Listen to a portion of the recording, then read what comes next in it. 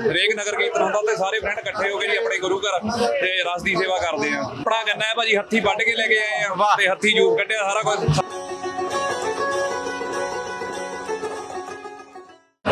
Punjab radio USA ਦਾ national network international network ਸਾਡੇ digital platform ਤੋਂ ਮੈਂ ਹਾਂ ਮਸੂਦ ਮੱਲੀ। ਇਸ ਵੇਲੇ ਮੈਂ ਮੌਜੂਦ ਹਾਂ ਗੁਰੂ ਘਰ ਬੇਕਰਸਫੀਲਡ 'ਚ, ਜਿੱਥੇ ਅਸੀਂ ਮੌਜੂਦ ਹਾਂ ਜੀ ਗੰਨੇ ਦੇ ਰਸ ਯਾਨੀ ਰੋਹ ਵਾਲੇ ਸਟਾਲ ਤੇ। ਵੇਲਣਾ ਜਿਹੜਾ ਚੱਲ ਰਿਹਾ, ਵੀਰ ਨੇ ਜਿਹੜਾ ਸੇਵਾ ਤੇ ਜੁੜੇ ਹੋਏ ਆ ਔਰ ਸੰਗਤਾਂ ਨੇ ਜਿਹੜੀਆਂ ਉਹ ਵੀ ਇਤੋਂ ਰੱਜ ਕੇ ਆਪਣਾ ਪੂਰਾ ਮਨ ਜਿਹੜਾ ਉਹ ਠਾਰ ਕੇ ਗੰਨੇ ਦੇ ਇਸ ਰਸਤੇ ਨਾਲ ਜਾ ਰਹੀਆਂ। ਸੋ ਇੱਥੇ ਸੇਵਾ ਦੇ ਵਿੱਚ ਜੁੜੇ ਜਿਹੜੇ ਵੀਰ ਨੇ ਉਹਨਾਂ ਨਾਲ ਗੱਲਬਾਤ ਕਰਾਂਗੇ। ਮੰਜ਼ਰ ਨੇ ਜਿਹੜੇ ਉਹਦੇ ਅਸੀਂ ਤੁਹਾਨੂੰ ਦਿਖਾ ਹੀ ਰਹੇ ਹਾਂ। ਸਤਿ ਸ਼੍ਰੀ ਅਕਾਲ ਜੀ। ਸਤਿ ਸ਼੍ਰੀ ਅਕਾਲ ਭਾਜੀ, ਪਹਿਲਾਂ ਤਾਂ ਤੁਹਾਡਾ ਜੀ ਆਇਆਂ ਨੂੰ ਕਰਦੇ ਸਾਡੀ ਧੰਨਵਾਦ ਜੀ। ਤੇ ਭਾਜੀ ਆਪਣੇ ਫਰੈਂਡ ਗਰੁੱਪ ਵੱਲੋਂ 8-9 ਸਾਲ ਤੋਂ ਇਹੀ ਸੇਵਾ ਕੀਤੀ ਜਾ ਰਹੀ ਹੈ। ਹਰੇਕ ਆਪਣੇ ਹਾਂਜੀ ਹਰੇਕ ਨਗਰ ਕੀਰਤਨ ਹੁੰਦਾ ਤੇ ਸਾਰੇ ਫਰੈਂਡ ਇਕੱਠੇ ਹੋ ਕੇ ਜੀ ਆਪਣੇ ਗੁਰੂ ਘਰ ਤੇ ਰਸ ਦੀ ਸੇਵਾ ਕਰਦੇ ਆ। ਵਾਹ, ਕਿੰਨੇ ਜੀ ਨੇ ਜਿਹੜੇ ਜੁੜੇ ਨੇ? ਹਾਂਜੀ, ਕਿੰਨੇ ਜੀ ਨੇ ਜਿਹੜੇ ਨਾਲ ਰਲ ਮਿਲ ਕੇ ਕੰਮ ਕਰ ਰਹੇ ਆ? ਭਾਜੀ ਸਾਰੇ ਜਾਣੇ ਰਲ ਮਿਲ ਕੇ ਇੱਥੇ ਜਿੰਨੀ ਸੰਗਤ ਹੈ ਗਿਣਤੀ ਕਿੰਨੀ ਕਾ? ਗਿਣਤੀ ਘੱਟੋ ਘੱਟ 40-50 ਜਣੇ ਹੋਣੇ ਭਾਜੀ ਲੱਗੇ ਪਏ ਨੇ। ਹਾਂਜੀ। ਕਿਹੜੇ ਕਿਹੜੇ ਕੰਮਾਂ ਨੂੰ ਕਰਦੇ ਜੀ? ਕਿਹੜੇ ਕਿਹੜੇ ਕੰਮਾਂ ਦੇ ਨਾਲ? ਮੋਸਟਲੀ ਸਾਰੇ ਭਾਜੀ ਟਰੱਕਿੰਗ ਵਾਲੇ ਆ ਜਾਂ ਸੂਟ ਵਾਲੇ ਆ ਜੀ। ਬਿਲਕੁਲ ਠੀਕ ਹੈ। ਤੇ ਕੀ ਸੰਗਤਾਂ ਵੱਲੋਂ ਜਿਹੜਾ ਹੈ ਉਹ ਕਿੰਨੇ ਕੁ ਰੀਝਵੰਦ ਕਿੰਨੇ ਕੁ ਜਿਹੜੇ ਆ ਕੇ ਤੇ ਸਵਾਦ ਲੈ ਰਹੇ ਜੀ? ਹਾਂਜੀ ਭਾਜੀ ਸਾਰੀ ਸੰਗਤ ਸਵਾਦ ਲੈਂਦੀ ਆ। ਆਪਣਾ ਗੰਨਾ ਹੈ ਭਾਜੀ, ਹੱਥੀ ਵੱਢ ਕੇ ਲੈ ਕੇ ਆਏ ਆ ਤੇ ਹੱਥੀ ਜੂਸ ਕੱਢਿਆ ਸਾਰਾ ਕੁਝ ਸੰਗਤ ਲਈ ਆ ਜੀ। ਚਲੋ ਜੀ, ਬਹੁਤ ਸ਼ੁਭਕਾਮਨਾਵਾਂ ਜੀ ਤੁਹਾਨੂੰ ਵੀ ਭਾਜੀ। ਥੈਂਕ ਯੂ ਭਾਜੀ।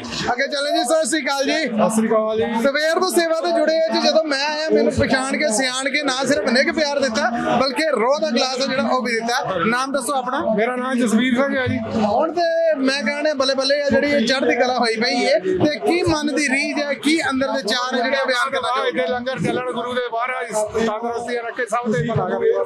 ਸਾਡੀ ਤਾਂ ਇਹ ਹੈ ਲੰਗਰ ਚੱਲਦੇ ਰਹਿਣ ਸਦਾ ਜੀ। ਤੁਹਾਡੇ ਵਾਸਤੇ ਵੀ ਚੜ੍ਹਦੀ ਕਲਾ ਦੀ thank you so much. Thank you ਜੀ।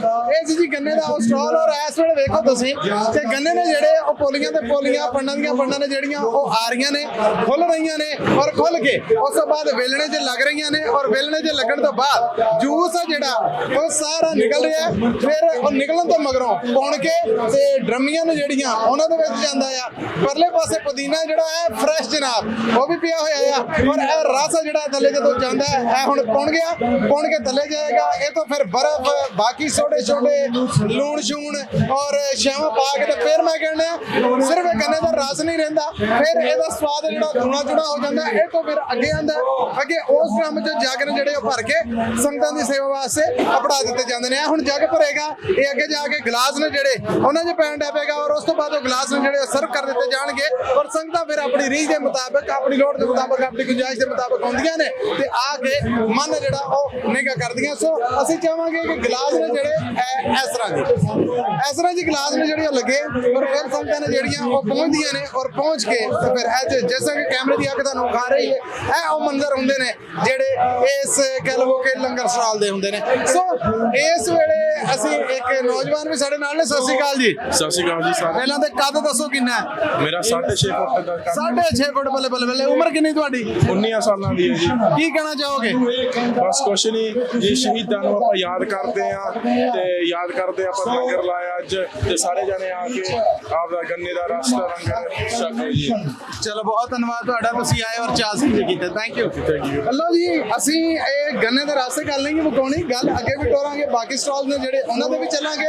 ਸੋ ਸ਼ਰਤ ਇਹ ਹੈ ਤੁਸੀਂ ਜੁੜੇ ਰਹਿਣਾ ਆ ਪੰਜਾਬੀ ਰੇਡੀਓ USA ਦੇ ਨਾਲ, ਡਿਜੀਟਲ ਟੀਮ ਦੇ ਨਾਲ। ਫਿਰ ਹਾਜ਼ਰ ਹੋਣੇ।